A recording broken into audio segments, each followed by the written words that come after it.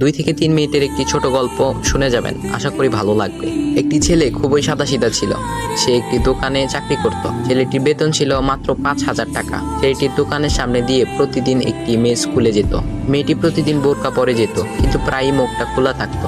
একদিন হঠাৎ করে ছেলেটির নজর পড়লো মেয়েটির দিকে। এভাবে বেশ কয়েকদিন যাবার পর মেয়েটি বুঝতে পারলো ছেলেটি তাকে লক্ষ্য করে। মেয়েটিও বাঁকা চোখে ছেলেটির দিকে তাকাতে শুরু করলো।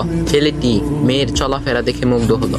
আফসোস করতে লাগলো, ইস, যদি আমিও আজ পড়াশোনা করতে পারতাম, তাহলে সাহস করে মেয়েটির সাথে কথা বলতে পারতাম। মেয়েটি বুঝতে পারলো ছেলেটি তাকে ভীষণ পছন্দ করে। তাই একদিন মেয়েটি ছেলেটির দোকানের পাশে দাঁড়িয়ে রইল।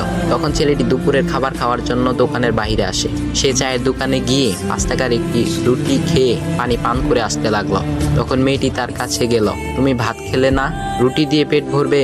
তখন ছেলেটি মেয়েটিকে দেখে অবাক হয়ে গেল। তখন ছেলেটি বলল, আমি ভাত খেলে আমার মা, বাবা আর ছোট বোনকে কি খাওয়াবো? মেয়েটি শিক্ষিত, তাই অল্পতেই বুঝে গেল।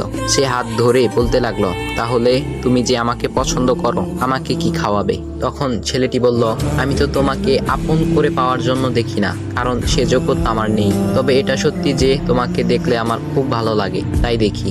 মেয়েটি ছেলেটির কথা শুনে চোখের পানি ধরে রাখতে পারলো না। সে বুঝে গেল ছেলেটির চরিত্র ও ভাবনা অনেক সুন্দর। সেদিন মেয়েটি চলে গেল। বাসায় গিয়ে রাত্রিবেলা মেয়েটি অসুস্থ হয়ে পড়ল। পরে তাকে ডাক্তারের কাছে নিয়ে আসা হলো। বলা হলো মেয়েটার 2টি কিডনি নষ্ট হয়ে গেছে।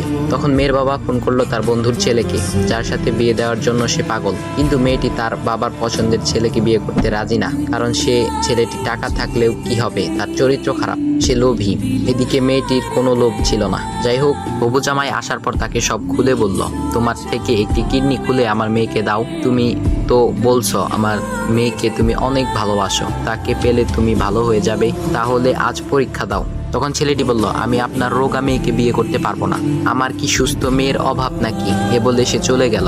বাবা তখন কেঁদে কেঁদে মেয়ের কাছে সব খুলে বলল। মেয়েটি বলল, বাবা তুমি কেঁদো না, একটা পথ এখনো আছে। আমাদের সামনে মোড়ে বড় একটা দোকান আছে না, তুমি সেখানে যাও। সেখানে যে তাইয়ুব নামের একটা ছেলে আছে, তাকে নিয়ে আসো, আমার কথা বলো। তখন মেয়েটির বাবা ছেলেটিকে নিয়ে আসলো। মেয়েটিকে দেখে ছেলেটির চোখ ভিজে পানি পড়তে লাগলো, কারণ মেয়ের বাবা তাকে সব খুলে বলেছে। তখন ছেলেটি মেয়েটিকে বলল, তুমি আমাকে একটা কিডনি দিবে? ছেলেটি বলল, কিডনি দেবার জন্যই আমি